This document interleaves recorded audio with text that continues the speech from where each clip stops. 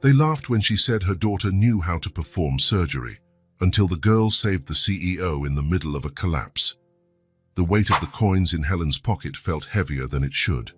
She counted them for the third time that morning as she walked down Main Street holding Emily's small hand. $2.60. Enough for one sandwich, maybe two if they were lucky. "Mum, my stomach is making noises," Emily whispered, looking at the ground.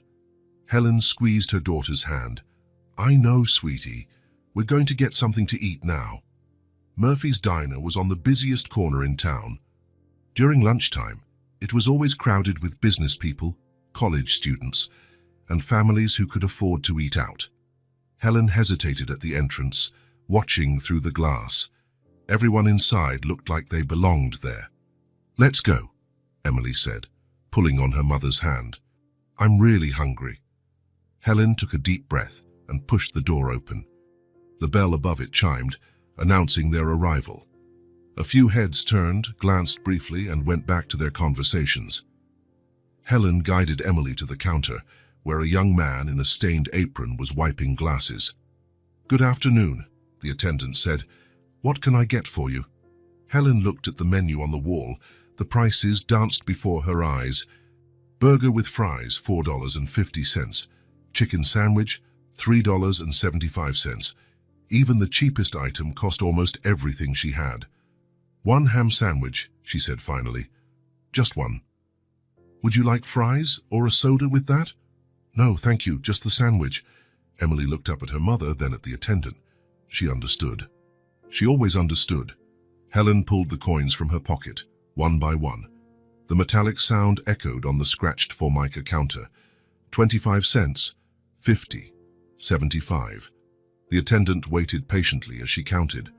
Other people in line behind them began to shift impatiently. $2.60, Helen said, pushing the coins forward. One of the coins rolled off and fell to the floor. Emily quickly bent down to pick it up, her cheeks red. As she stood up, a man behind them sighed loudly. "You can sit wherever you like," the attendant said kindly. "I'll bring it over when it's ready." Helen found a small table near the window. She and Emily sat on plastic chairs that creaked under their weight. The diner was filled with the buzz of conversations, cutlery clinking against plates, and the sizzle of the hot griddle in the kitchen. Emily swung her legs, which didn't reach the floor. "Mum, when do you think you'll get another job?" The question hit Helen like a punch to the gut. "Soon, I hope. I have a few interviews lined up for next week." It was a lie. She had no interviews scheduled. She had been looking for a job for 3 months, ever since she was laid off from the clinic where she worked as a nursing assistant. The economy was tough, they said. Budget cuts, they said. But Helen knew the truth. At 42, with only a high school diploma, she was no longer competitive in the market. "It's okay," Emily said, as if she could read her mother's thoughts. "We'll manage." Helen smiled, but it was a sad smile. Emily was too mature for her 7 years.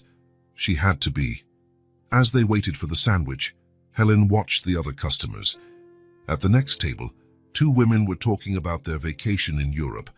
Further down, a group of men in suits discussed business, gesturing with forks loaded with food. And in the farthest corner, Helen narrowed her eyes. A man sitting alone was scrolling on his phone, but something about him stood out. His suit was impeccable, expensive. The watch on his wrist gleamed even under the diner's fluorescent lights. His shoes were so polished they reflected the ceiling lights. "Mom, look at that man," Emily murmured. Helen followed her daughter's gaze.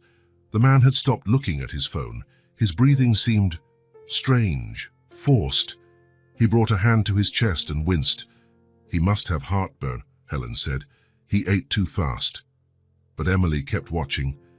She had a special way of noticing when people weren't okay. It was something Helen had always admired in her daughter, this ability to perceive details that others missed. The man tried to grab the glass of water on his table, but his hand trembled. The glass slipped from his fingers and shattered on the floor. The noise made several people look in his direction. "Sorry," the man said, his voice hoarse. He tried to stand up, but his legs failed him. He staggered to the side and fell heavily to the floor. The impact made the plates on the next table tremble. For a moment, the entire diner fell silent. Then someone screamed, "Oh my God! Someone call an ambulance." People started to get up. Moving closer to the fallen man, Helen felt Emily tug on her sleeve. "Mom, he's not breathing right." Helen looked more closely. The man was on the floor, conscious, but his skin was turning bluish. Each breath seemed like an immense effort, accompanied by a strange wheezing sound. "Has anyone called 911? A woman shouted. "I'm calling now," a man answered, already holding his phone to his ear. Helen stood up and moved closer. She had worked in a clinic for years. She recognized the signs of a respiratory emergency when she saw one. "Excuse me," she said, kneeling beside the man. "Royce, sir, can you hear me?" The man opened his eyes and tried to speak, but only a muffled noise came out. His face was becoming increasingly blue.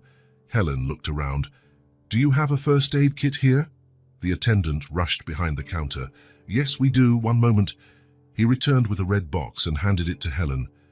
Emily came closer and took the kit from her mother's hands. "I know how to help," Emily said, opening the box. "I need to do a small surgery." The diner erupted in laughter. "A surgery?" A man with a beard laughed loudly. "The little girl wants to perform surgery." "How cute," a woman said, still laughing. "Well, she thinks she's a doctor." "Someone take that kit away from her before she does something stupid," shouted another customer. "Kids these days watch too many movies," an elderly woman commented, shaking her head. "Surgery at 7 years old, that's a good one," another man laughed. Emily looked at all the people laughing at her, then at the man on the floor who was turning more and more purple. She took a deep breath. "Is the ambulance coming soon?" someone asked, still smiling. "They said 15 minutes at least," the man on the phone replied. "Traffic is terrible." 15 minutes. Emily looked at the man on the floor. She knew he didn't have 15 minutes. "I really do know how to help," Emily said, louder this time, cutting through the laughter. "Mrs. Patterson taught us in school." "Mrs. Patterson," a woman laughed. "Her teacher taught her surgery. How absurd." "Stop laughing," Helen said, standing up. "Look at his color." The people stopped laughing and looked. The man was almost blue now. "But she's just a child," said the bearded man, no longer laughing. "This is crazy." Emily knelt beside the man. She had grabbed the first aid kit and was holding it against her chest. "I studied this in school," she said, her voice small but determined. "Mrs. Patterson taught us." The people around began to murmur among themselves. Some seemed outraged and others curious. "This is insane," a woman said. "We're not going to let a child touch him." "She's going to make it worse," another person exclaimed. Emily took a deep breath. Her hands stopped shaking. She looked at all the people around her, then at the man on the floor. "I can try," she said, louder this time. "I just need a chance." The man on the floor managed to open his eyes. His gaze met Emily's. Even with difficulty, he managed to whisper, Do you know what you're doing?" Helen placed a hand on her daughter's shoulder. She didn't know where the confidence in her voice came from when she replied, "She does." Emily opened the kit and examined its contents. She remembered Mrs. Patterson's lesson perfectly. The teacher had used a dummy to show where the trachea was, had explained about respiratory obstructions, and had even shown how to make a small emergency incision when there was no other option. "He can't breathe because the air isn't getting through," Emily said, more to herself than to others. "Something is blocking it." She looked at the man's neck, finding the exact spot the teacher had shown. "I'll need to make a small incision in his trachea," she announced. What followed was a chorus of protests. "Are you crazy? Somebody stop that girl. This is attempted murder. Where are her parents?" Helen stood up and positioned herself between Emily and the people trying to get closer. "Look at him," she said, pointing to the man on the floor. "Do you think he has 15 minutes? The people looked. The man had stopped trying to speak. His lips were completely purple now. Emily searched the kit but couldn't find what she needed. "I need a small knife," she said, "or a very sharp blade." "A knife!" someone shouted. Now she's definitely lost her mind. The attendant, who had been watching in shock, ran to the kitchen. He returned with a small, clean and sharp paring knife. "Is this what you need?" he asked, hesitant. Emily took the knife and examined it. "This will work." A few people tried to approach to stop her, but Helen didn't move from her spot. "Let her try," she said firmly. "Look at his color. If you don't do something now, he's going to die right here." Emily knelt beside the man and examined his neck carefully. "He needs an incision in his trachea," she said aloud. The diner exploded in nervous laughter and sarcastic comments. "Seriously? A surgery now?" A man laughed. "What nonsense," a woman chuckled. "A child wanting to play doctor." "This girl has seen too many movies on TV," said another, shaking his head. Emily ignored the laughter and took the small knife the attendant had brought. With the instrument in her hand, she looked directly at all the people around. "I can try," she said with a firm voice, raising the knife. "I just need a chance." The man on the floor, who until then had seemed almost unconscious, opened his eyes when he saw the girl with the knife. His face showed a mix of panic and desperation. "You," he managed to stammer, his voice hoarse and broken. "Do you know what you're doing?" Helen knelt beside her daughter and placed a hand on her shoulder. She looked directly into the man's eyes and answered with a certainty that surprised even herself. "She knows." Emily took a deep breath. With one hand, she located the exact spot on his trachea. With the other, she held the knife firmly. "This will hurt a little," she said to the man, her voice now completely calm. With a quick and precise movement, she made a small horizontal cut. Blood appeared, but not as much as she had expected. Immediately, air began to escape through the cut with a loud hiss. The man's chest moved. After a few agonizing seconds, he made a sound, then another. He was breathing. The diner fell into absolute silence. The only sound was the labored but steady breathing of the man on the floor. He opened his eyes slowly. His color began to return to normal. He looked at Emily, who was still kneeling beside him with the knife in her hand, and then at Helen. "How?" He tried to speak. "Don't strain yourself," Emily said, wiping the knife on a napkin. "You need to stay still until the ambulance arrives." One of the customers, a man in a suit who had been shouting against the procedure, approached slowly. "My God," he murmured. "She really saved him." "How does a 7-year-old girl know how to do something like that?" asked the woman who had been protesting earlier. Emily shrugged. "Mrs. Patterson taught us in school. She said, if someone couldn't breathe at all and there was no doctor around, you could try to do this." "But it's a complex medical procedure," said another man. "Doctors study for years to learn this." "Anyone can learn," Emily replied simply. "Mrs. Patterson said saving lives isn't just for doctors." The man on the floor managed to lift one of his hands. He gestured for Emily to come closer. When she leaned in, he managed to whisper, What's your name?" "Emily." "Emily," he repeated. "Thank you. You saved me." Emily smiled. "It's what I learned in school." Helen knelt beside her daughter and hugged her. Her own hands were shaking now from relief and pride. "You were incredible," she whispered in Emily's ear. "I was really scared," Emily confessed quietly. "I know, but you did it anyway. That's real courage." The sound of sirens began to approach from outside. Emily looked out the window and saw the red and blue lights getting closer. "The ambulance," she said. The man on the floor tried to sit up, but Emily gestured for him to stay down. "It's better not to move too much," she said. "They'll take proper care of you now." The sirens grew louder until they stopped right in front of the diner. 2 paramedics rushed in, carrying medical equipment.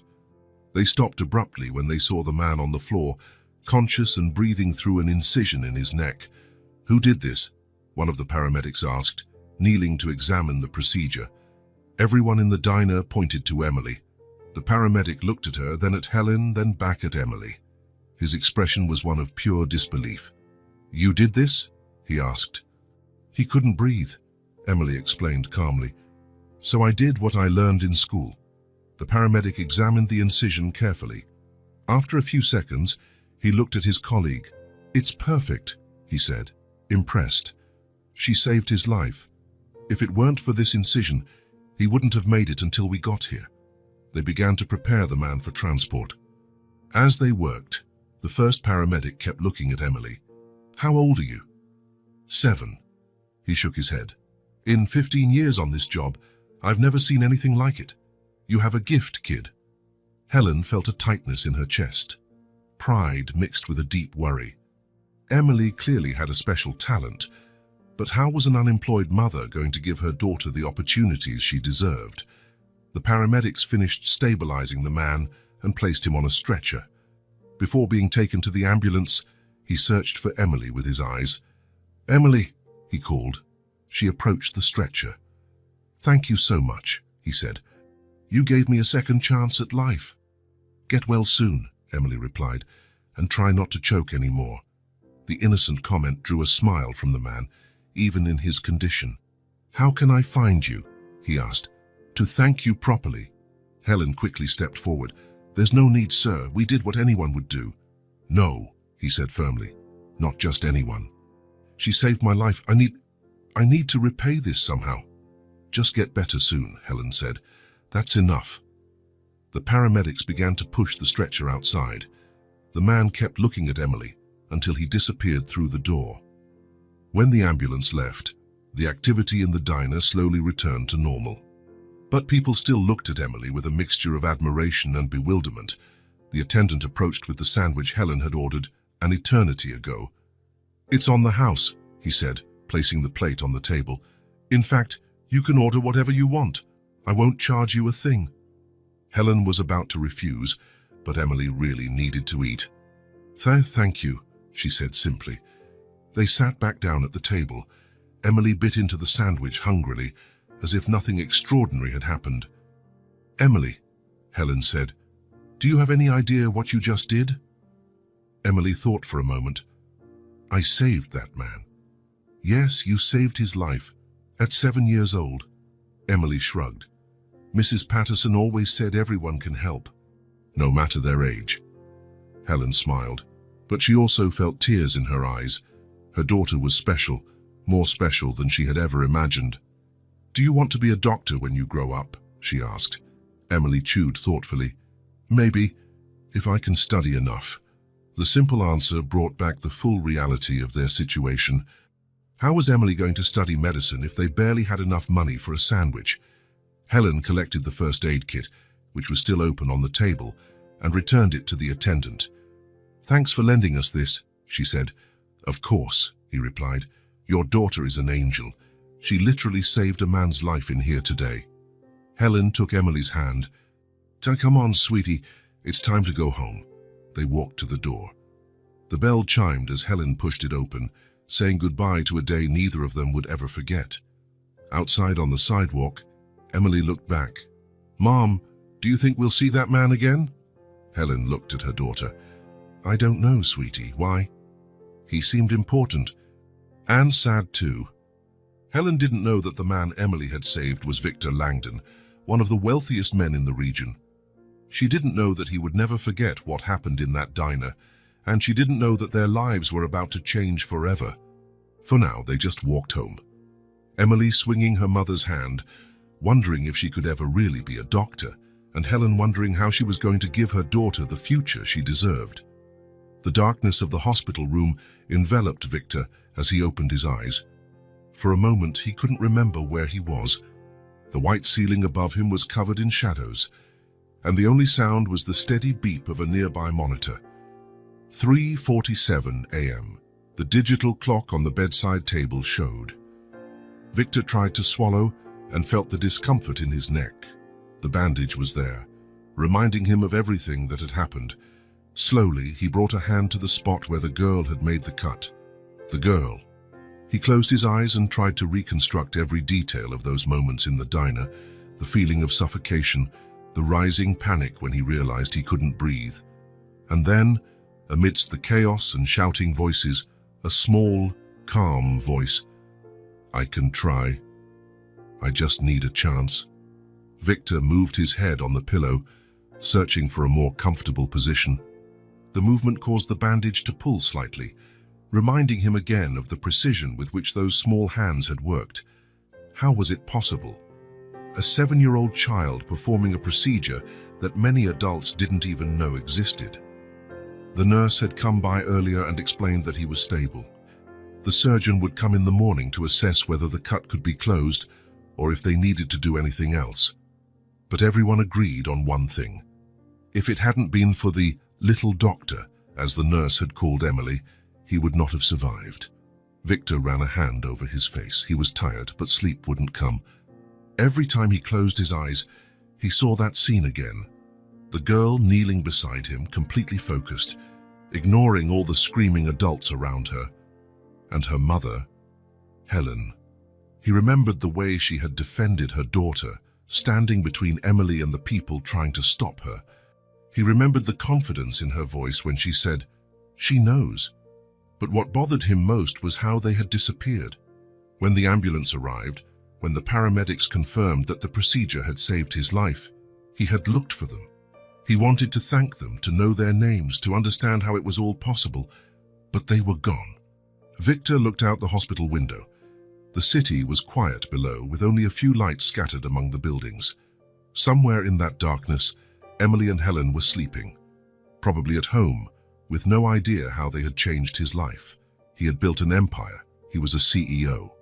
He had companies in 3 countries, employed thousands of people, and made decisions that moved millions of dollars every day. But none of that had mattered when he was on the floor of that diner, struggling to breathe. What had mattered was the courage of a 7-year-old girl.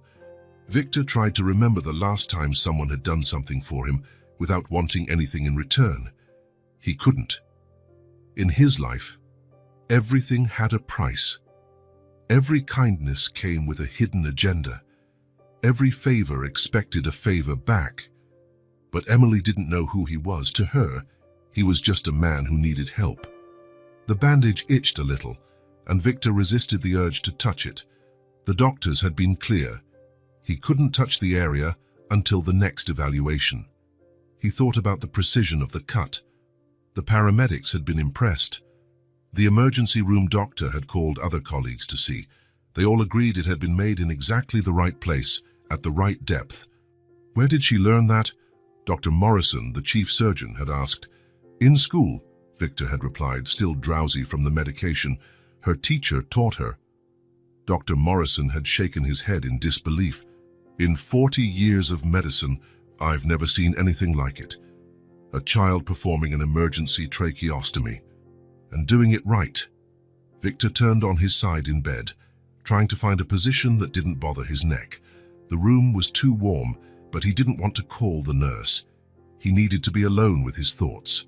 He thought about Emily's and Helen's clothes. Simple, a bit worn, the mother counting coins to buy a sandwich. They clearly didn't have much money. And yet, when he needed help, they hadn't hesitated. Victor had met many people throughout his life. Businessmen, politicians, celebrities. They all wanted something from him. His influence, his money, his contacts. But that girl and her mother had given him something precious without asking for anything in return. They had given him his life back. The monitor's beep continued its steady rhythm. Victor looked at the machine, seeing the numbers that confirmed his heart was beating, that his lungs were working, all thanks to Emily. He had to find them. He didn't know exactly why. Maybe it was gratitude, maybe it was curiosity, or maybe it was something deeper, something he couldn't name yet. There was something about that girl that fascinated him.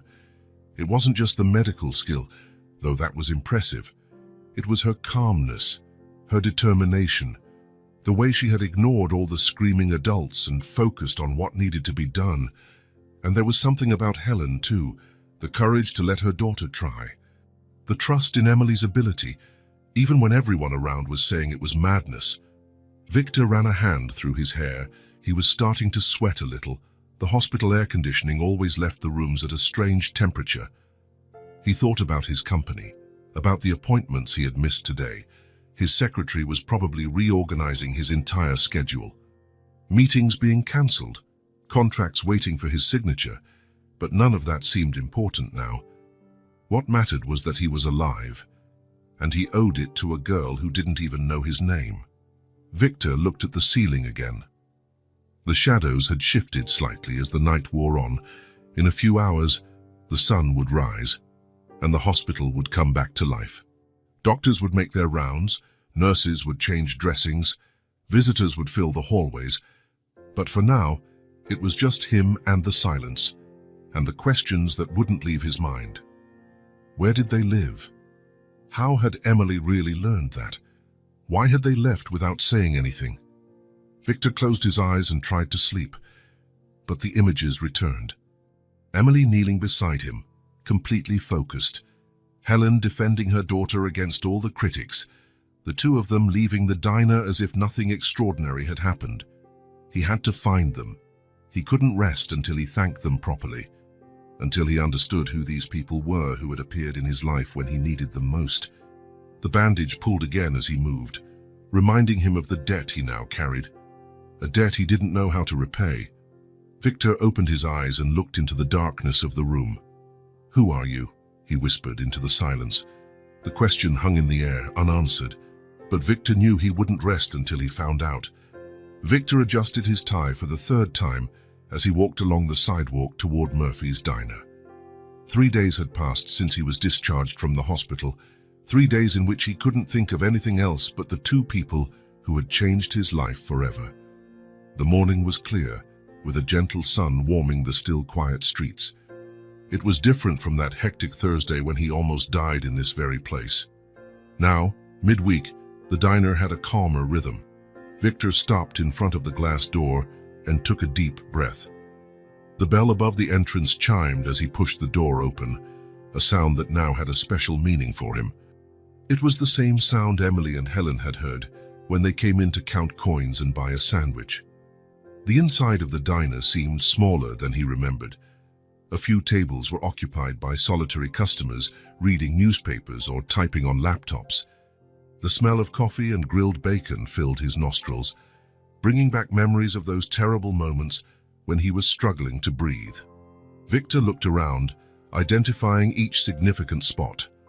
There, in the corner, was the table where he had been sitting when it all began. He remembered scrolling through his phone, reviewing contracts, when he felt the first tightness in his chest. And there, by the window, was where Emily and Helen had sat, carefully counting their coins. The same attendant from Thursday was behind the counter, organizing glasses on shelves. Victor approached slowly, trying to control the anxiety he felt. His hands were sweating a little. "Excuse me," he said, resting one hand on the scratched Formica counter. The young man turned, and his eyes widened immediately. He was young, probably a college student, with messy brown hair and an easy smile. "I don't believe it," he exclaimed, nearly dropping the glass he was holding.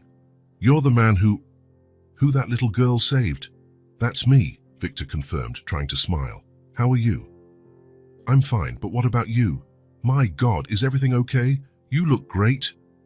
The boy seemed genuinely thrilled. "Man, that day was the craziest of my life. I've never seen anything like it." "I'm doing very well, thank you," Victor replied. "Actually, that's why I'm here. I wanted to ask you something important." Of course, anything." The attendant leaned forward, clearly curious. Victor hesitated for a moment, choosing his words. "The girl who saved me, and her mother, do you know who they are?" The young man frowned, thoughtful. "You mean their full names, address? Any information? I need to find them to thank them properly." The attendant scratched his head, clearly trying to remember a useful detail. "Look, I know the girl's name was Emily, and the mom, Helen, I think. But besides that," he shook his head slowly. "I'm sorry, but they never came back here. Never again." Victor felt a pang of disappointment. "Not once. And I work here Monday through Saturday, from 7 in the morning to 4 in the afternoon. If they had come back, I would have seen them." The young man paused, thoughtful. "You know, they didn't seem like regular customers. In fact, they seemed kind of, how can I put it, nervous. Like they weren't used to eating out." Victor vividly remembered the scene. Helen counting coins one by one, Emily waiting patiently, the hesitation before ordering just one sandwich. The signs were all there, but he had been too busy with his own problems to notice. Did they say anything that might give a clue? About where they lived and where the girl went to school. The attendant bit his lip, concentrating. Let me think. They sat at that little table by the window. They talked quietly. The girl, Emily, she was very quiet. She only really spoke when she saved you. And they didn't mention anything about school, a neighborhood, nothing. Not that I heard. But to be honest, I was pretty busy that day. It was rush hour, you know. The young man paused. After the ambulance took you, a few people were asking about them too. Everyone wanted to know who they were, but nobody knew anything. Victor sighed, feeling his frustration grow. Other people asked, "Yeah." Some customers who were here that day came back later, wanting to know if they had shown up again. Everyone was impressed by what happened, but it's like they just disappeared. Victor leaned both hands on the counter, trying to process the information. How was it possible that two people who had made such an impact could simply vanish without a trace? You don't have any idea where they might be? The attendant shook his head sadly. I'm sorry, man. I wish I could help more. That girl, she was incredible. I'll never forget her courage. Thanks anyway, Victor said, trying to hide the disappointment in his voice. If they show up here again, you got it. I'll ask them to wait and call you right away. What's your number? Victor gave his card to the young man, who carefully tucked it into his pocket. I hope you find them, the attendant said. They deserve to know you're okay. Victor nodded and headed for the door. Outside, he stopped on the sidewalk and looked around. The city suddenly seemed immense. Emily and Helen were out there somewhere. But where? He spent the next few hours visiting establishments in the area. He went into pharmacies, asking if they knew a girl named Emily who knew a lot about first aid. He visited small markets, showing the descriptions he had written on a piece of paper. He stopped at other cheap diners and restaurants, asking if they had ever seen a mother and daughter who matched the description. In every place, the answer was the same. Maybe, not sure.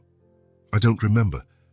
Some faces seemed familiar, but no one had concrete information. At the Oak Street clinic, an elderly pharmacist said she might have seen a woman with a little girl buying cheap bandages, but she wasn't sure if they were the same people. At Wilson's supermarket, an employee thought he might remember a child who always asked about medicines when her mother wasn't looking, but again, nothing definite. As the sun began to set, Victor was driving back home, tired and frustrated. He had spent the entire day searching, visited dozens of places, spoken to countless people, and had nothing concrete to show for his efforts. At the traffic light on Main Street, he stopped and rested his forehead on the steering wheel for a moment. How could he find two people in a city of 500,000 when all he knew were their first names? The late afternoon traffic was heavy, typical for a Thursday. Victor looked around, watching the movement of people on the sidewalks, hurried executives returning from work, college students carrying heavy backpacks, mothers pushing strollers, elderly people walking slowly with their shopping bags, and street vendors. Victor had never paid much attention to them before. He was always too busy, always in too much of a hurry to notice. But now, as he waited for the light to turn green, he watched more carefully. There was a man on the corner selling newspapers, shouting the day's headlines. A woman with a colorful cart offered cotton candy to the children passing by. Two teenagers sold flowers to couples walking hand in hand. And then he saw it.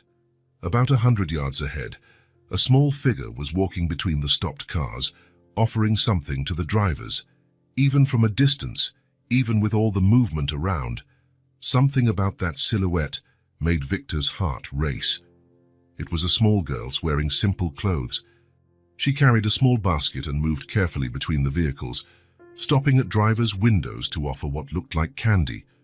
Victor narrowed his eyes, trying to see better. The girl had her back to him, but there was something familiar in the way she moved, her height, her size. When she turned to approach another car, Victor saw her face in profile, Emily. His heart almost stopped. It was her, without a shadow of a doubt. The same hair, the same serious and focused face, the same determined posture he remembered from the diner. Victor looked around desperately, searching for Helen. He found her a few yards ahead, leaning against a lamppost, watching Emily from a distance. She wore a faded blouse and jeans and looked tired, but she was clearly keeping an eye on her daughter. The light turned green, but Victor couldn't move. The cars behind him started honking impatiently, but he didn't care. He quickly turned on his signal and maneuvered the car to the shoulder, pulling over near the curb. His hands trembled slightly as he turned off the engine. After searching all day, he had found them both by pure chance. Emily was approaching the area where he had parked. When she got near the car, Victor slowly lowered the window, trying not to startle her. "Emily," he called softly. The girl stopped and looked at him, frowning. For a moment she seemed confused and as if trying to remember where she had seen that face before. Then her eyes widened in recognition. "You," she exclaimed, taking a few steps toward the car. "The man from the diner." "That's me," Victor smiled, feeling a wave of relief and happiness. "How are you, Emily?" "I'm good." She moved closer to the window, clearly happy to see him. "And you, is your neck all better?" "It's all better." "Thanks to you." Helen, who had noticed Emily stop by a car talking to someone, began to approach quickly. When she recognized Victor, she stopped abruptly in the middle of the sidewalk, looking like she didn't know whether to run or approach. Victor saw her hesitation and got out of the car slowly, keeping his hands visible and moving in a non-threatening way. "Helen," he said, his voice soft and respectful. "I've been looking for you." Helen approached cautiously, pulling Emily closer to her. Her eyes showed a mixture of surprise, nervousness, and confusion. "Looking? Why?" she asked, her voice laced with suspicion. "I needed to thank you," Victor explained, taking a small step forward. "Properly. You saved my life and disappeared before I could really talk to you." Helen relaxed slightly, but still seemed tense. "You didn't need to look for us for that. We did what any decent person would do." "No," Victor shook his head emphatically. "Not just any person. Your daughter did something extraordinary. And you had the courage to let her try when all the other adults were screaming it was madness." Emily tugged on her mother's sleeve. "Mom, can I talk to him for a little bit?" Helen looked at Victor for a long moment, studying his face, trying to read his intentions. Finally, after what felt like an eternity, she nodded slowly. Just for a few minutes," she said, still cautious. Victor felt a wave of relief. "Thank you so much. Helen, Emily, please accept an invitation to get something to eat with me. I would really like to talk with you, to thank you properly." Helen visibly hesitated. Victor could see the internal conflict reflected in her eyes. There was distrust, but also exhaustion and perhaps like a bit of need. "We don't want to be a bother," she said finally. "You wouldn't be a bother at all. On the contrary, it would be an honor for me." Helen looked at Emily, who was clearly curious and interested in talking more with the man they had helped. After a long pause, she assented with a discreet nod. "All right. But it has to be somewhere simple." "Of course. Do you know Tony's Diner? It's right near here, 2 blocks away." Helen nodded that she knew the place. Victor offered to drive them, but Helen preferred to walk. They agreed to meet at the restaurant in 15 minutes. Tony's Diner was exactly the kind of place Victor had in mind. Simple, welcoming, unpretentious. It had formica tables with red vinyl booths, pendant lamps over each table, and the comforting smell of home-cooked food. Victor arrived first and chose a booth in the back, away from the window, where they could talk in private. When Helen and Emily entered, he waved for them to join him. "Please, sit wherever you feel most comfortable," he said, indicating the booth. Helen and Emily sat across from him, still a bit wary but clearly interested. "Please, order whatever you'd like," Victor said, handing them the menus. "Don't worry about the price." Emily opened the menu with bright eyes, clearly impressed with the options. "Mom, look! They have chocolate and strawberry milkshakes." Helen smiled gently, the first time Victor had seen her do so. "You can pick whatever you want, sweetie." They placed their orders. Emily chose a hamburger with fries and a chocolate milkshake. Helen ordered soup and coffee, and Victor ordered just a coffee, claiming he wasn't very hungry. For a few moments, they sat in silence, each processing the strangeness of the situation. "How's your neck?" Emily asked, breaking the silence with her natural curiosity. Victor lightly touched the spot where the cut had been made. "It's healing very well. The doctors said it will only leave a small scar, and it doesn't hurt at all." "Good," Emily smiled, relieved. "I was worried I had hurt you." "You saved me, Emily. Any discomfort was worth it." Helen was looking at her own hands, clearly uncomfortable with the whole situation. "We really didn't expect to see you again," she said quietly. "Why not?" Helen shrugged, still avoiding eye contact. "People like you, important people, don't usually remember people like us after the problem is solved." Victor frowned. "How do you know I'm important?" "It's not hard to tell," Helen answered simply. "Your watch, your clothes, your car, the way you speak. We learn to recognize these things." Victor looked at his own wrist, at the expensive watch he wore without a second thought, at the clothes that to him were just normal, but to Helen and Emily represented a completely different world. "That doesn't change anything," Amy said firmly. "You saved me, that's what matters." The waiter brought their drinks and food. Emily attacked the hamburger with enthusiasm, clearly very hungry. Helen sipped her soup slowly, still tense. Victor watched them for a few moments, noticing details he had missed at the other diner. Emily's clothes were clean, but worn. Helen's shoes were worn down at the soles. Both seemed too thin. "Can I ask a question?" Victor said carefully. Are you going through hard times?" Helen tensed immediately. "Why do you want to know?" "I saw you selling candy on the street, and at the diner you were counting coins very carefully."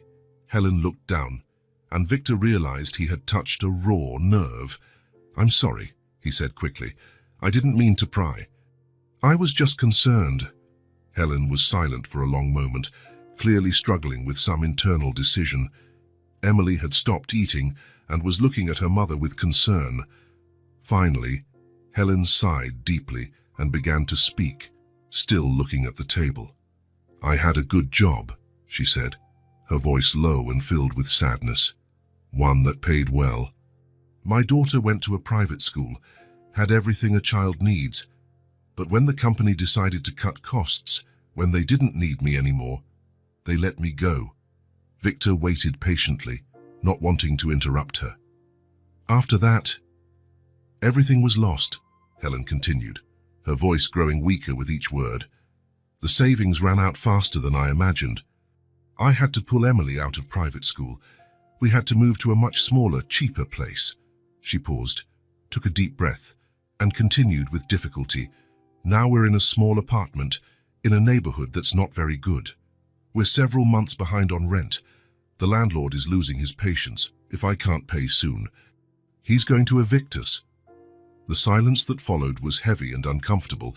Emily had completely abandoned her hamburger and was looking sadly at her mother.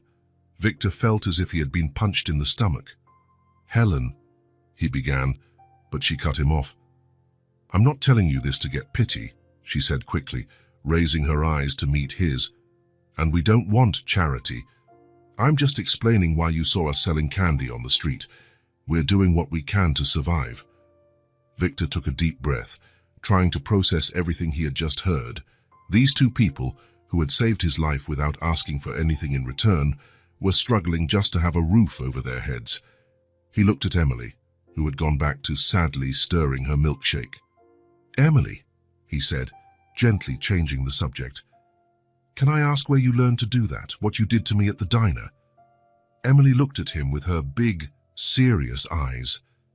"In school," she answered in a small, slightly embarrassed voice.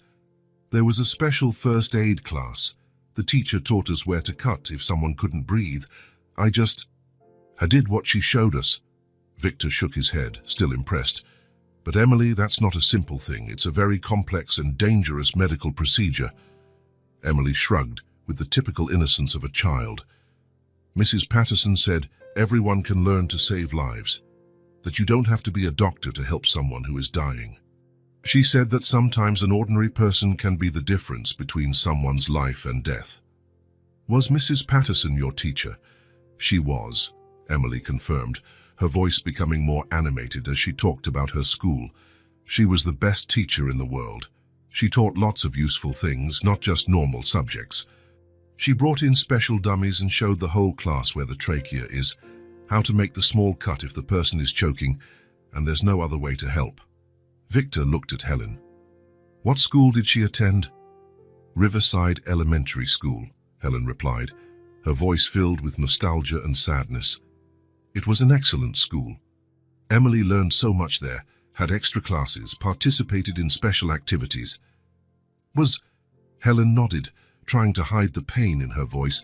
I had to take her out of there when I lost my job. I couldn't afford the tuition anymore. Now she's not in school.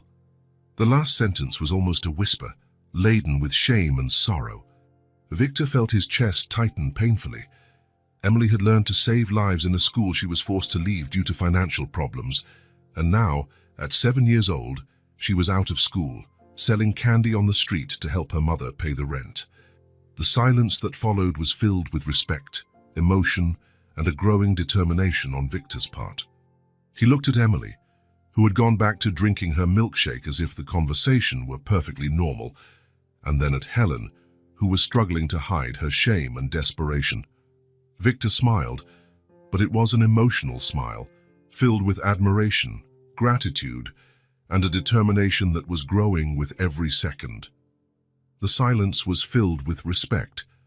Victor smiled, moved. Victor woke up before his alarm went off. The digital clock on the nightstand read 5:43 a.m., but he had been wide awake for at least an hour. He had spent the entire night thinking about the conversation at Tony's diner, Helen's words echoing persistently in his mind. Several months behind on rent. If I can't pay soon, they're going to evict us. The image of Emily selling candy on the street to help her mother wouldn't leave his thoughts. A 7-year-old girl who should be in school, learning and playing, was on the streets trying to earn a few dollars to prevent her and her mother from becoming homeless. At 8 in the morning sharp, Victor was already driving through the city streets toward the address Helen had discreetly mentioned the night before. She hadn't given the address directly, but during their conversation, she had let it slip that they lived near Mr. John's Bakery on Flower Street, in those old red brick buildings. Victor had easily found the bakery using his GPS and was now looking for the buildings Helen had described. The neighborhood was very different from the area where Victor lived. The streets were narrower, with small houses and old 2- or 3-story buildings. Some houses had tiny front gardens. Others had only a narrow sidewalk separating the door from the street. The streets were beginning to get busy with people going to work, children running to school with backpacks, and small shopkeepers opening their stores and arranging their goods in the windows. Victor parked in front of a 3-story red brick building that looked like it had been built several decades ago. The paint on the facade was peeling in some places, revealing the brick underneath, but the building seemed structurally sound and well kept. There were small balconies on each floor, some decorated with potted plants, others serving as a place to dry clothes. He checked the address he had mentally noted the night before and took a deep breath before approaching the building's entrance. There was a row of buzzers next to the main door, each with a small piece of paper identifying the apartment. Victor found apt to be and pressed the button. A few seconds later, he heard the sound of footsteps coming down a wooden staircase. The door opened slowly and Helen appeared, wearing a simple light blue robe, her hair still messy from sleep. Her eyes widened when she saw him standing there at the entrance. "Victor," she said, clearly surprised and a bit confused. "What are you doing here? How did you—" "Good morning, Helen." "Good. Sorry to show up so early, sir, but I needed to talk to you about something important." Helen looked nervously from side to side, as if worried about the neighbors seeing a clearly well-dressed and prosperous man at her building's door. "Did something happen? Are you okay?"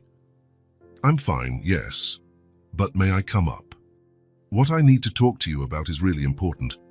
Helen hesitated for a moment, clearly torn between letting him in and maintaining her privacy. Finally, she nodded reluctantly. "Of course. Sorry about the mess upstairs. I wasn't expecting visitors." They went up a narrow wooden staircase that creaked under their weight with every step.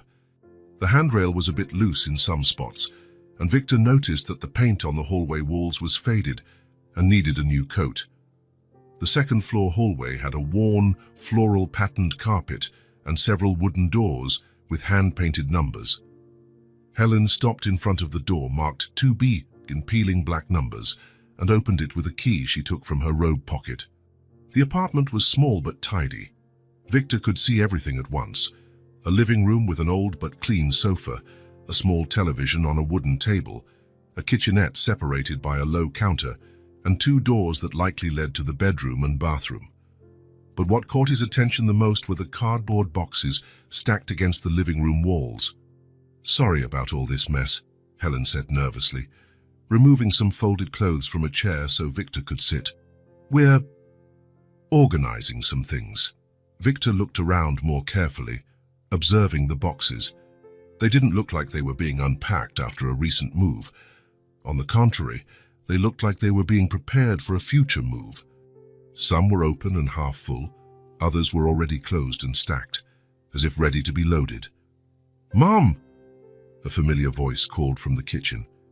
Emily appeared from behind the counter, wearing pink pajamas with a unicorn print and holding a bowl of cereal with milk. When she saw Victor, her face lit up completely. "Victor," she exclaimed, dropping the bowl on the counter and running to hug him. "You came to visit? What a nice surprise." "I did," he smiled, bending down to return the girl's warm hug. "How are you, Emily? Did you sleep well?" "I did. And I dreamed you were teaching us how to drive a car," Emily laughed. "For are you having breakfast with us?" Helen approached quickly, clearly trying to control the situation. "Emily, finish your cereal first. Victor is probably busy and needs to get to work." "Actually," Victor said calmly, looking directly at Helen, "I came here for a very specific reason." Helen tensed immediately, her hands clenching nervously. "What reason?" Victor glanced once more at the stacked boxes, then back at Helen. His expression was serious but gentle. "Are you moving?" Helen looked down and was silent for a few seconds before answering. We have to leave." "When?" "The landlord gave us an ultimatum. By Friday of this week. If I don't pay everything I owe by then, he's going to evict us." Victor felt a tightness in his chest. "How much time do you have to find another place?" "We don't have time," Helen said quietly. "And even if we did, I don't have money for a deposit on another place. If we leave here, I don't know where we'll go." "How much do you owe in rent?" Helen shook her head firmly. "Victor, please, you were already too kind to us last night. I don't want you to worry about our problems. It's not your responsibility." "Helen," Victor said more firmly, "how much do you owe?" She was silent for a long moment, clearly reluctant to reveal the information.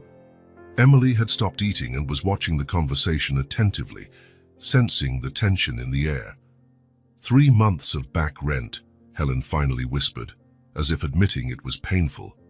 $1,200 in total. Victor nodded as if it were a perfectly reasonable amount, though he knew very well that for Helen, that sum represented an impossible mountain to climb, especially without a job.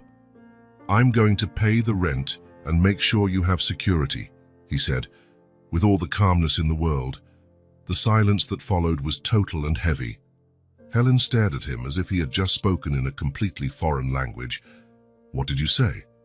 "I said I'm going to pay your rent debt, and I'm going to make sure you don't have to worry about it for a good long while."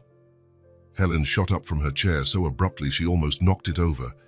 "No, absolutely not. You can't do something like that." "Yes, I can, and I'm going to." "We don't want charity," Helen said, her voice rising slightly, showing desperation mixed with wounded pride. "I already made it very clear last night. We don't want you to feel obligated to help us because of what happened."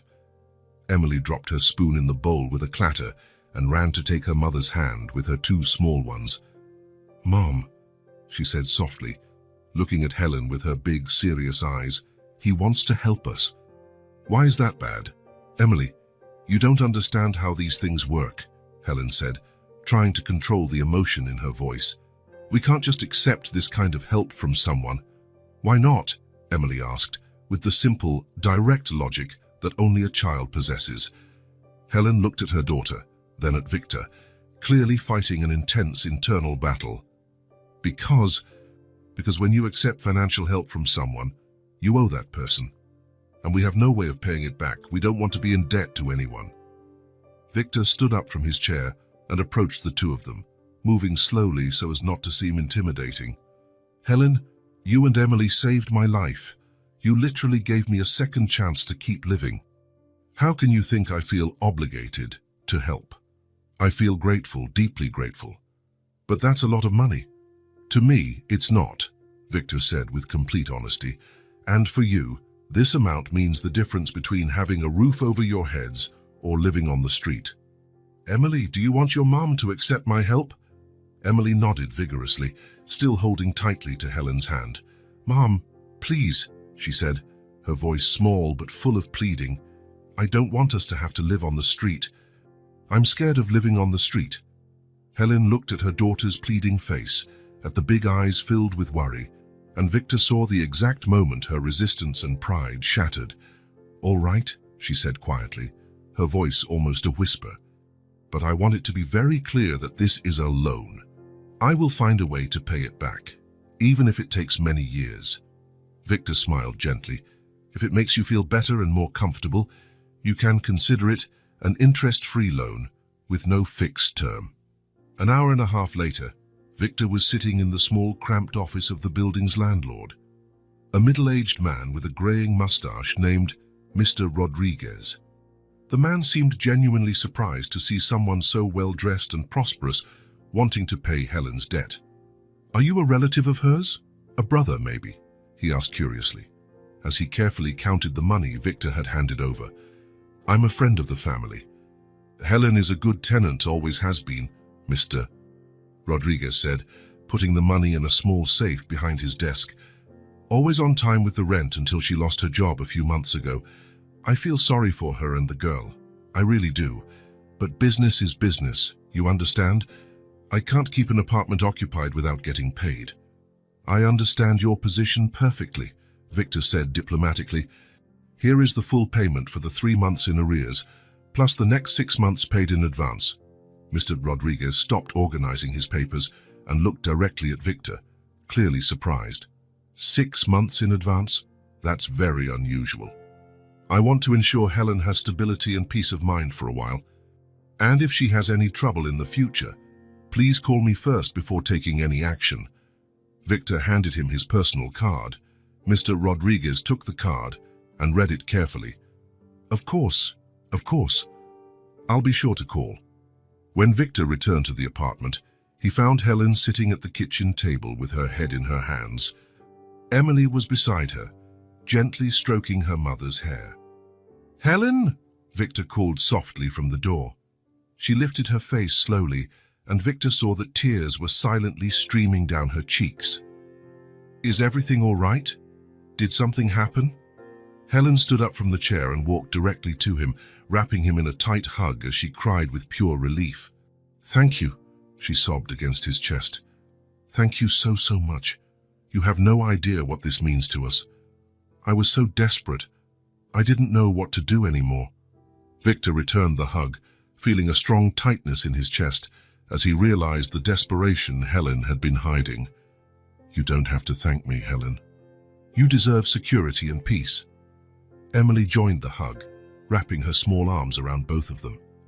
Now we won't have to live on the street, she said, clearly relieved. Now we can stay in our house. Exactly, Victor confirmed, moved. You are safe here for as long as you want. After that day, Victor began to visit Helen and Emily regularly. At first, Helen was still visibly tense whenever he appeared at the door, as if expecting him to demand something in return for all the help he had given. But slowly, as the days passed and Victor continued to show up just to talk and spend time with them, Helen gradually relaxed. Victor started bringing small but important things. Fresh and varied food from the expensive market downtown, new clothes for Emily, who was growing quickly and whose clothes were getting small, colorful books full of interesting and educational stories, that he thought Emily would like. "You really don't have to keep bringing all these things," Helen would say every time, though Victor noticed she didn't seem truly bothered. "I know I don't have to," Victor would always reply with a smile, "but I want to. It makes me happy to be able to do this." Emily grew attached to Victor with a naturalness that surprised everyone, including himself. She would run to the door whenever she heard his familiar footsteps on the wooden stairs, proudly show him all the drawings she made during the day, and ask him to read stories to her before bed when he stayed late. One evening, about 3 weeks after the first rent payment, Victor was sitting on the living room floor with Emily. They were painting together at a low wooden table he had brought especially for Emily's artistic activities, using a complete set of watercolor paints and brushes of different sizes that Emily had shyly requested a week before. "What are you painting today?" Victor asked, watching the colorful drawing Emily was creating with intense concentration. "It's our family," Emily said, without looking up from the paper, completely focused on her work. Victor looked closer at the drawing. There were 3 clearly defined figures on the paper: a tall woman with long brown hair, a small girl in a colorful dress, and a tall man wearing a suit. "Can I ask who's who?" "Of course," Emily smiled, pointing to each figure. "This one is Mommy, this little one is me, and this big one is you." Victor felt something tighten in his chest. "I'm in your family drawing." "Of course you are," Emily said, as if it were the most natural thing in the world. "You're part of our family now, aren't you?" Victor looked at Helen Mas, who was in the kitchen preparing tea for them. She had heard the whole conversation and was smiling softly, watching the interaction between them. "Emily," Victor said carefully, choosing his words, "can I ask you something important?" "You can ask me anything." Victor hesitated for a moment, then asked in a soft voice, "Will you be our friend forever?" Emily stopped painting completely and looked up to face him directly. Her big, serious eyes studied his face for a few seconds before she answered, "Are you going to be our friend forever?" Victor smiled, feeling a deep, indefinable emotion growing in his chest. "I hope so," he said, his voice becoming a little hoarse with emotion. "Then I'll be your friend forever too." Emily smiled radiantly and went back to painting as if she had just resolved the most important issue in the world. Helen watched the whole scene from afar, leaning against the kitchen doorway. Victor could see something fundamental changing in her expression. The constant suspicion she had carried since they met was slowly being replaced by something much softer and warmer. For the first time in a long time, Helen seemed to be truly relaxing and letting her guard down. Maybe it was really possible to trust again. Maybe not all people wanted something in return for their kindness. Maybe Victor really did care about them without ulterior motives or hidden agendas, and without any of them knowing it yet. In a few days, they would discover that the connection between them was much deeper and more significant than anyone could have ever imagined. It was a quiet Sunday afternoon. The sun streamed through the living room window, creating golden stripes on the apartment floor. Victor was sitting on the sofa reading a book to Emily, who was snuggled up beside him, with her head resting on his arm. Helen was in the kitchen, but the movement had stopped a few minutes ago. Victor looked in her direction and saw her standing in front of a small bookshelf, holding something in her hands. She seemed to be struggling with some important internal decision. "Helen?" he called softly. "Is everything okay?" Helen sighed deeply and turned to them. In her hands, she held an old photograph with edges yellowed by time. "I never told you everything," she said, her voice filled with an emotion Victor couldn't quite identify. Emily lifted her head from the book, curious. Victor closed the book and gave Helen his full attention. "What do you mean?" Helen walked slowly towards them, the photograph trembling slightly in her hands. "About my previous job. About how I really lost my job." She hesitated for a moment. "About who I was caring for before everything went wrong." Victor felt something tighten in his chest. Helen seemed to be on the verge of revealing something very important and painful. "You don't have to tell me if you don't want to," he said gently. "I have to," Helen replied, sitting in the armchair across from the sofa. "Especially to you. I think you have the right to know. She held out the photograph to Victor with visibly trembling hands. I never told the whole story. Maybe it's time you found out the truth. Victor took the photograph carefully. It was an old photo, clearly taken a few years ago. The quality wasn't the best, but the people in the image were very clear. In the photograph, Helen was next to an elderly gentleman. She looked younger, her face less marked by exhaustion, smiling genuinely. The man beside her was tall, even sitting down, with well-groomed white hair and kind eyes behind gold-rimmed glasses. Emily, visibly younger, perhaps 4 or 5 years old, was sitting comfortably on his lap, smiling at the camera with childish joy. Victor looked at the photo more closely, carefully studying the elderly man's face. There was something familiar in those features, something that made his heart race without him understanding why. The eyes, the shape of the face, even the way he smiled. Suddenly, the realization hit him like a lightning bolt. Victor's eyes widened, and he brought his free hand to his mouth, clearly shaken. "It's my grandfather," he whispered, his voice barely audible. Helen nodded slowly, tears beginning to form in her eyes. "I took care of him for years," she said, her voice choked with emotion, "until the end, until the last day of his life." The silence that followed was heavy and charged with emotion. Victor kept looking at the photograph, as if he couldn't believe what he was seeing. Emily, who didn't fully understand what was happening, looked between the two adults with growing curiosity. How is this possible?" Victor finally managed to say, "I was his private nurse. I took care of your grandfather for the last 3 years of his life. Every day from morning till night."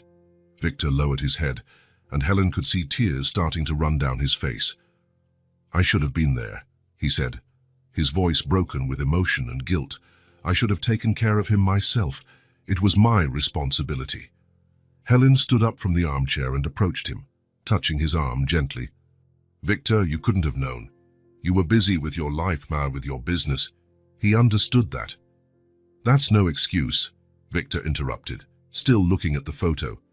"He was my grandfather, the only family I really had, and I abandoned him." "You didn't abandon him," Helen said firmly. "He talked about you constantly. Always. He had a picture of you on his bedside table." Victor looked up at her, surprised. "He kept a picture of me. He cherished it. It was a photo of you as a child, smiling, wearing a baseball uniform. He looked at it every day." Victor felt his chest tighten even more. "And what did he say about me?" "He said you had a good heart, even if the business world sometimes made people forget that. He said you were just like his father, that you sometimes got lost in work, but that deep down you were a good person." "How did he die?" Victor asked quietly, as if afraid of the answer. "Peacefully," Helen answered with kindness. "At home in his bed, I was there beside him. He didn't suffer. He just fell asleep and didn't wake up." Emily moved closer to Victor and took his free hand. "Don't be sad," she said with her natural sweetness. "Grandpa Charles wasn't suffering anymore." Victor looked at Emily with surprise. "You remember him?" "Yes, I do. He was very kind. He always smiled when he saw me." Victor looked at Helen, then at Emily, then back at the photograph. A mixture of emotions crossed his face. Sadness, regret, but also a strange sense of connection. "You two took care of him when I wasn't there." "He was easy to care for," Helen explained. "Even when he was sick, even when he was bedridden, he was always polite, always grateful. He never complained about anything." "And when he died, what happened to you?" Helen looked down. "The family decided they no longer needed my services. They fired me the day after the funeral." Victor felt anger rising in his chest. "Who made that decision?" "It doesn't matter now," Helen said quickly. "What matters is that I took care of him with all the love I had, and he knew it." "Did he leave anything? Any message for me?" Helen hesitated for a moment, then nodded slowly. "He said a few things before he died. He said that if you ever came back looking for him, I should tell you that he never stopped loving you. and that he understood why you were always so busy. Victor could no longer hold back his tears. They streamed freely down his face as he held the photograph against his chest. "I had no idea about any of this," he sobbed. "When I found out he had died, I couldn't even go to the funeral. I was on an international business trip." "He knew you had a good heart," Helen repeated, her own voice choked. "He always said that. He always believed it, even when you didn't come to visit." Emily snuggled closer to Victor, hugging him as she did when she sensed he was sad. "Don't be sad," she said again. "Grandpa Charles liked you a lot." Victor kissed the top of Emily's head and looked at Helen through his tears. "Now I understand so much," he said. "That's why you left the diner without saying anything. That's why you didn't want to accept my help at first. You knew who I was from the beginning." Helen shook her head. "No, I didn't know at first. I only realized later, when you started visiting us regularly. Something about you reminded me of him, but I wasn't sure. It was only when you smiled in a specific way, exactly like your grandfather used to smile, that I knew for sure. And you didn't say anything all this time. How could I? What would I have said? Your grandfather was dead. You were alive, and you two lost each other because of life." Victor held Helen's hand tightly. "Thank you," he said sincerely, "for taking care of him when I wasn't there, for giving him love and affection when I failed as a grandson. He was easy to love." Helen smiled through her tears. "Just like you are." Victor looked at the photograph again, seeing his family in a completely new way. It wasn't just Helen and Emily he had stumbled upon in that diner. It was a connection that already existed, a family his grandfather had helped form in the last years of his life. "Now I know why I felt such a strong connection to you two from the very first moment. Maybe your grandfather planned our meeting somehow. Maybe so." Victor closed his eyes for a moment, feeling as if all the pieces of a complex puzzle were finally falling into place. When he opened them again, he looked at Helen and Emily with a deep, renewed gratitude. "Thank you for bringing me back home. To the family." Helen smiled, and for the first time since they had met, there were no more secrets or hesitations between them. "Welcome back to the family, Victor." Autumn had arrived with its golden leaves scattered across the city streets. The trees on Flower Street were painted in shades of orange and red, creating a colorful carpet on the sidewalks. A few months had passed since the revelation about Victor's grandfather, 3 months of a closeness that grew stronger each day.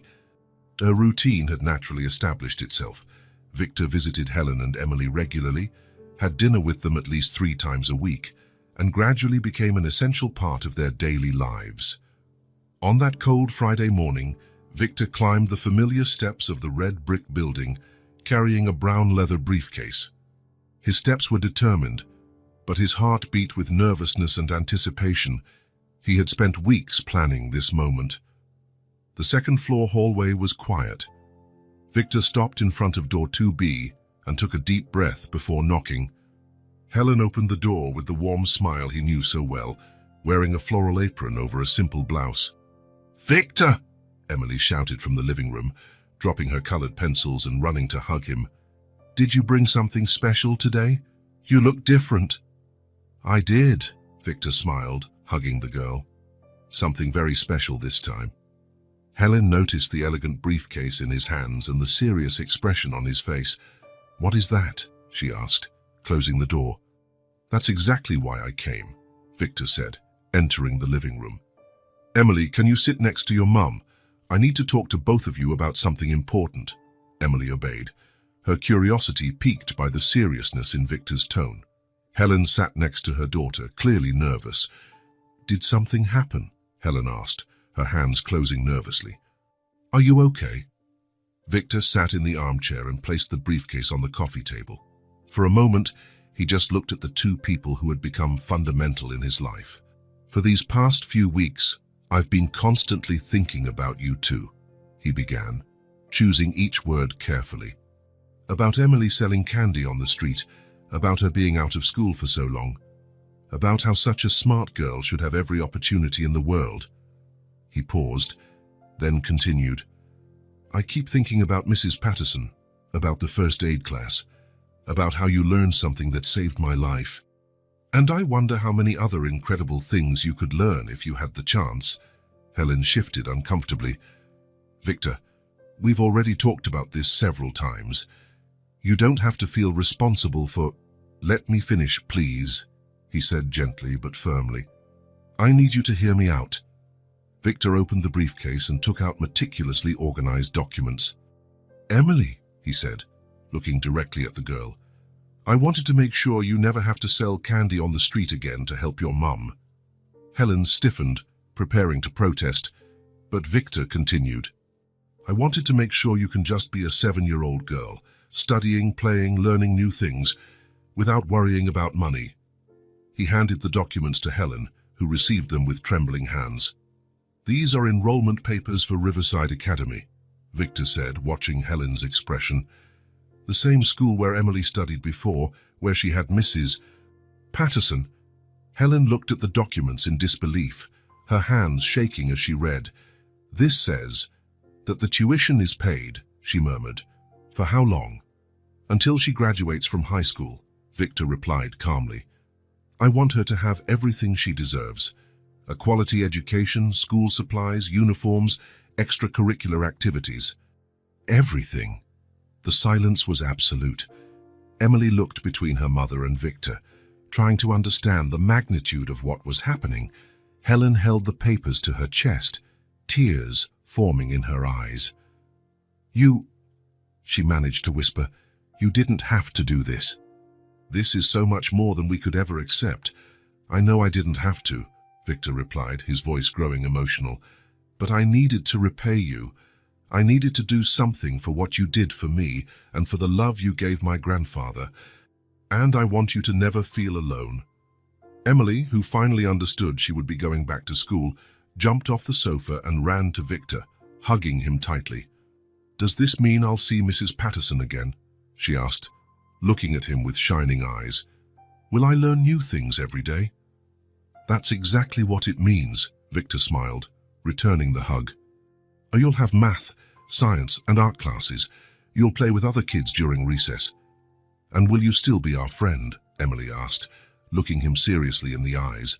Victor felt his heart tighten. "Always, Emily, forever." "Do you really promise? Promise you won't forget about us? Are you our friend forever?" "Forever. I promise with all my heart." Helen came over and joined the hug, crying with relief and gratitude. "Thank you," she said between sobs. "Thank you so much for giving my daughter her future back." "Thank you for giving me a family back," Victor replied, moved, "for showing me what really matters." In the following weeks, Victor didn't stop there. Observing how competent and caring Helen was, he began making calls to acquaintances in the city. One September morning, he showed up at the apartment with another envelope. "Helen, I need to talk to you about a job opportunity." Helen, who was making coffee, turned in surprise. "A job? What kind?" "Sit here," Victor said, indicating the table. "I want to tell you about a family I've known for years." Helen sat down, paying close attention. "It's the Morrisons. Dr. James Morrison is a cardiologist, and Dr. Sarah Morrison is a lawyer. They have 2 young children and are looking for an experienced caregiver, someone who can help with the kids and take care of the elderly grandmother who lives with them." Helen leaned forward, interested. "What kind of care?" "She needs help with medications, light physical therapy, medical accompaniment, and especially companionship. Exactly the kind of care you gave my grandfather." "Is it full-time?" "Yes, with an excellent salary and benefits. Since Emily will be studying nearby, you could work during the day and come home every night. The best of both worlds." Helen grew thoughtful. "Why do you keep doing this for us?" Victor smiled. "Because you are my family now, Helen. And families take care of each other." The interview took place the following week and went perfectly. The Morrisons were impressed with Helen's experience and her genuine kindness. She was hired on the spot, with a salary higher than any of her previous jobs. A month later, on a clear October morning, Victor stood beside Helen on the sidewalk in front of Riverside Academy. Emily wore a new uniform, a navy blue skirt, a white blouse, polished shoes, and a backpack. Helen had spent the morning getting Emily ready, making sure every detail was perfect. It was her first day back at school, and Helen wanted everything to be special. "I'm nervous," Emily confessed, looking at the school gate where other children were entering. "What if I don't remember how to be a good student? It's been a long time." Victor knelt down to her level, straightening the tie on her uniform. "You know what I think," he said, looking into her eyes. "Being a student is like riding a bike. Once you learn, you never completely forget. Are you sure?" "I'm sure," Helen said, bending down and fixing Emily's hair. "Besides, Mrs. Patterson is waiting for you. She was very happy to hear you were coming back." "Is Mrs. Patterson still there?" "Yes, she is," Victor confirmed. "And she said she has lots of new things to teach you." "And will you be here when I get out?" Emily asked, still insecure. "We'll be here every day," Helen promised. "I'll pick you up, and Victor will have dinner with us whenever he can. Every single day." "Every day," Victor confirmed, extending his pinky finger. "Pinky promise." Emily smiled, her confidence returning, and linked her finger with his. "Pinky promise," she repeated, sealing the deal. Emily hugged her mother, then Victor, and walked bravely toward the gate. She turned once to wave, and they waved back enthusiastically. Helen watched her daughter pass through the gate and disappear among the other children, her heart finally at ease. For the first time in months, she felt she could breathe without worrying about the immediate future. "She's going to be fine," Victor said softly, touching Helen's shoulder. "Because she will," Helen agreed, tears of happiness in her eyes. "For the first time in a long time, I finally believe that everything has started over, that we have a real future ahead of us." Victor stood beside her in silence, both of them looking at the school where Emily was starting a new chapter. The morning sun warmed their faces, and the future seemed full of possibilities. "Victor," Helen said quietly. "Yes? Your grandfather would be proud of the man you've become." Victor smiled, feeling peace in his heart. "I think he always knew we would get here together. Maybe he was the one who orchestrated our meeting. Maybe so. Maybe that day at the diner wasn't an accident." They stood there for a few more minutes, two adults who had found a second chance at having a family. It wasn't the traditional family they had imagined, but it was perfect just the way it was. As they started walking to the car, Helen asked, "What do we do now?" "Now," Victor replied, opening the door for her, "we just live like a family. An unexpected family. The best family I've ever had." Helen got into the car smiling. For the first time in a long time, she wasn't worried about tomorrow. She had a job, Emily was in school, and they had Victor. They had each other. As Victor drove, Helen looked out the window and thought about how quickly life could change. Months ago, she was counting coins for a sandwich, desperate and hopeless. Now, she had a family that began in a busy diner, with a brave little girl and an emergency procedure. A family united by gratitude, courage, and the unexpected love that blossomed among three people who needed each other. There, together in the car, driving through the streets on an autumn morning, they discovered they belonged to each other as an unexpected but perfect family. The bonds that united them would never be broken. Years later, when Emily graduated from medical school, she dedicated her degree to three people. Helen Charles, who always believed in her, Victor, who gave her opportunities, and Grandpa Charles, who had somehow brought them all together. At the ceremony, Helen cried with pride. Victor was by her side, now her husband of 2 years. Emily had been the flower girl at their wedding, radiant with happiness. "We did it," Helen whispered during the ceremony. "We did it," Victor agreed, squeezing her hand. Emily, on the stage, met their eyes in the audience and smiled. The little girl who sold candy on the street was now a doctor. It had all started with courage in a diner. After the ceremony, Emily approached, still in her cap and gown. "Thank you," she said, hugging them both, "for everything." "Thank you for saving us," Victor replied. "Literally and figuratively," Emily laughed. "I think we saved each other." And it was true. In a diner, 3 lives were transformed forever.